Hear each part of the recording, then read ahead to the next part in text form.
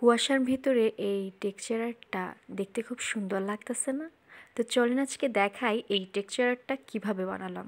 Hello everyone, কেমন আছেন সবাই? আমি তো আলহামদুলিল্লাহ মোটামুটি ভালোই আছি।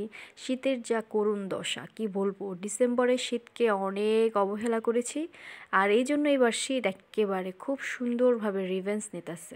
তো যাই হোক, গরম চায়ে ফু দিচ্ছি আর খাচ্ছি আর ভয়েস দিচ্ছি। এই হচ্ছে আমার বর্তমান অবস্থা। তো এখানে টেক্সচার আর্টের যেই পেজটা বানাতে হয় এটার ডিটেলস বলার কিছু নাই, কারণ আপনারা প্রায় সবাই জানেন। আমি আগের ভিডিওতেও দেখিয়েছিলাম, তো এই জন্য আমি আর তেমন ডিটেলসে এখানে দেখাচ্ছি না। তো আগের একটা ভিডিওতে আমি ফেভিক্রিলের গ্লুর যে একটা ছোট বোতল থাকে সেটা দিয়েছিলাম, কিন্তু এইবারে আমি একটা কোণের মতন বানাইছি। কারণ কোণের মতন বানাইলে হয় কি, একটু মোটা চিকন করা যায়। আর ফেভিক্রিলের গ্লুর যেই বোতলটা ছিল ওটাতে আসলে মোটা চিকন করা যায় না, এই জন্যে আমার এই পদ্ধতিটা এবার বেস্ট লেগেছে।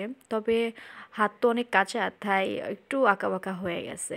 তো ডিজাইনটা হয়তো দেখে বুঝতে পারছেন। হ্যাঁ, ডিজাইনটা আমি ফেসবুকে কোনো একটা আপু, সামিরা নাম ওনার, হয়তো আমার ঠিক মনে নাই নামটা পুরোপুরি, ওনার কাছ থেকে দেখা আমার ডিজাইনটা।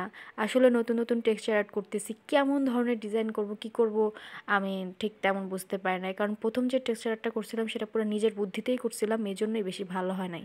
তাই ভাবলাম যে কারোটা দেখে করি, তাইলে হয়তো একটু ভালো হতে পারে। তো সে আলহামদুলিল্লাহ যে এটা আমি ওই আপুটার দেখে করছি, এবং করার পরে আমার এটা আমার কাছে অনেক ভালো লেগেছে। এখন জানি না আপনাদের কাছে কেমন লাগবে। এই জায়গাটা রং করতে আমার অনেক কষ্ট হয়েছে, কারণ এখানে যে এই চিকন চিকন যেই ব্রাশগুলো সেগুলো দিয়ে আমি করেছি, কিন্তু তারপরও না টেক্সচার আর্টের পাশে দিয়ে মানে কালারটা লেগে গিয়েছে। তারপরে আমি এখানে একটু সাদা রং দিয়ে তার ওইটার উপরে, মানে টেক্সচার আর্টের উপরে আমি একটু দিছি, কারণ তা নাহলে না একটু বাজে ধরনের দেখা গেছে। কারণ কালো রংটা তো একটু বেশি সুন্দর দেখা যায় না, সাদার উপরে কালো রংটা একেবারে ফুটে উঠছে, এই জন্য আমি ওরকম করে দিয়েছিলাম। আর লাস্টে হচ্ছে এই যে আমাদের আফসান কালার, আমি এখানে গোল্ডের যে আফসান কালারটা আছে সেটা দিয়ে দিচ্ছি।